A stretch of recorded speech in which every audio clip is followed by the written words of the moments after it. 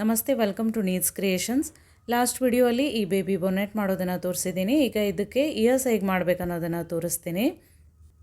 ಈಗಾಗಲೇ 2 baby bonnet ವಿಡಿಯೋಸನ್ನು ನಾನು ಹಾಕಿದ್ದೀನಿ, ಚಾನಲಲ್ಲಿದೆ, ನೀವು ನೋಡ್ಬೋದು. ಮತ್ತು ಲಿಂಕ್ ಕೂಡ ಡಿಸ್ಕ್ರಿಪ್ಷನ್ ಬಾಕ್ಸಲ್ಲಿ ಕೊಟ್ಟಿರ್ತೀನಿ. ಈಗ ಇದೇ 3.5 mm ಹುಕ್ಕಿಂದ ಸೇಮ್ ಕಲರ್ ಉಲನಲ್ಲಿ ಮೊದಲಿಗೆ ಚೈನ್ಸ್ ಹಾಕಬೇಕು. ಹೀಗೆ ಸ್ಲಿಪ್ ನಾಟ್ ಮಾಡಿ ಚೈನ್ಸ್ ಹಾಕಿ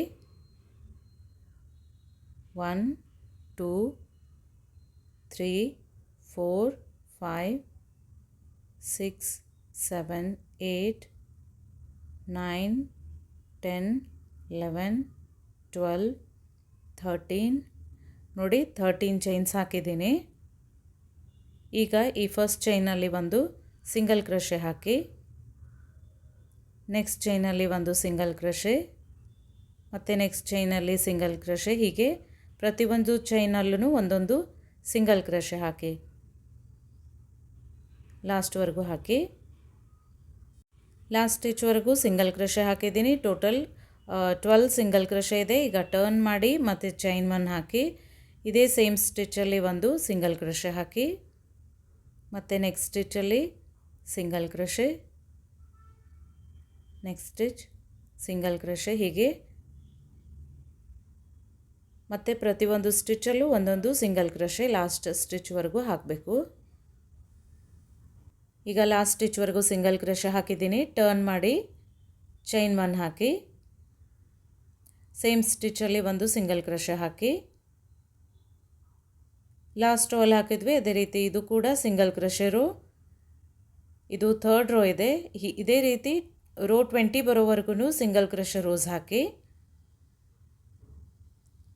ಈಗ 20 ರೋಸ್ ಕಂಪ್ಲೀಟ್ ಆಗಿದೆ. ಈ ಥರ ಕಾಣಿಸುತ್ತೆ ನೋಡಿ. ಈಗ ಸ್ವಲ್ಪ ಉಲನ್ ಬಿಟ್ಟು, ಅಂದರೆ ಸ್ಟಿಚ್ ಮಾಡೋಕ್ಕೆ ಉಲನ್ ಬೇಕಾಗತ್ತೆ, ಅದರಿಂದ ಇಷ್ಟು ಉಲನ್ ಬಿಟ್ಟು ಕಟ್ ಮಾಡಿ.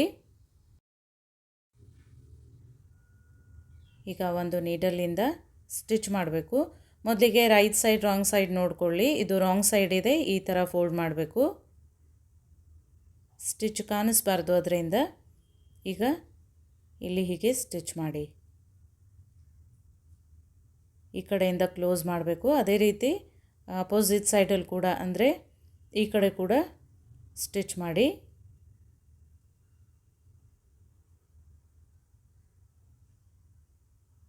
ಹೀಗೆ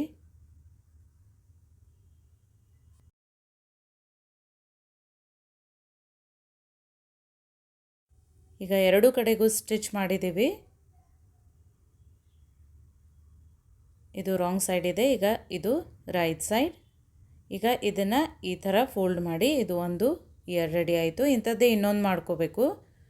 ಈಗ ನಿಮಗೆ ಎಲ್ಲಿ ಬೇಕು ಅದು ಕರೆಕ್ಟಾಗಿ ನೋಡಿಕೊಂಡು ಈ ಬೇಬಿ ಬಾನೆಟ್ ಮೇಲೆ ಹೀಗೆ ಸ್ಟಿಚ್ ಮಾಡಿ. 2 ಕಡೆಗೂ ಇದೇ ರೀತಿ ಸ್ಟಿಚ್ ಮಾಡಿದಾಗ ಈ ಥರ ಕ್ಯಾಪ್ ರೆಡಿ ಆಗುತ್ತೆ. ಈ ವಿಡಿಯೋ ಇಷ್ಟ ಆದರೆ ಲೈಕ್ ಮಾಡಿ, ಶೇರ್ ಮಾಡಿ, ಸಬ್ಸ್ಕ್ರೈಬ್ ಮಾಡಿ. Thank you.